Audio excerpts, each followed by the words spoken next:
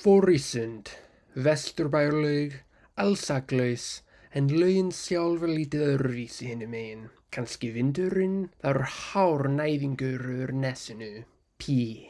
Tóræð tala þar sem hlutfall, rót og hástæða pínulitla veldi andvörpuð og bögðust. Látlaust fram í alheiminn fjölgar tölustafaröðinni eilíflega sko. Flaturmál hringsins með radíus í vísum í formúlinni finna fastlega má.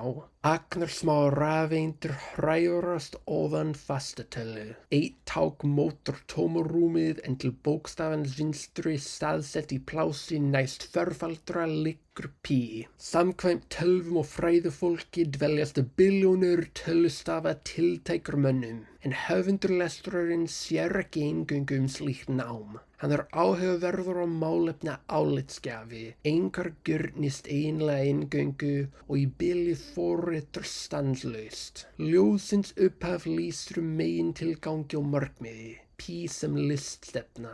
Skoðum hverju orði, lengdin jafngildir tugabrot í pís. Höfundar hafa birt margar alþjóðlegs tungumálsbækur ásamt skáldritum fyrir minningu, en ég hef í framrás og ferli séð engin alíslensk efni. Tungumálið streymir stórfenglega varðandi mjög sérstaka málbeitingu. Í kjölfar þess ætlar skáldritið að einblína fast á málfræðina nú. Mynsturmáleininga í óeðlilegu eða listrænu formi einfaldlega náttúrulegt fyrir okkur hérna.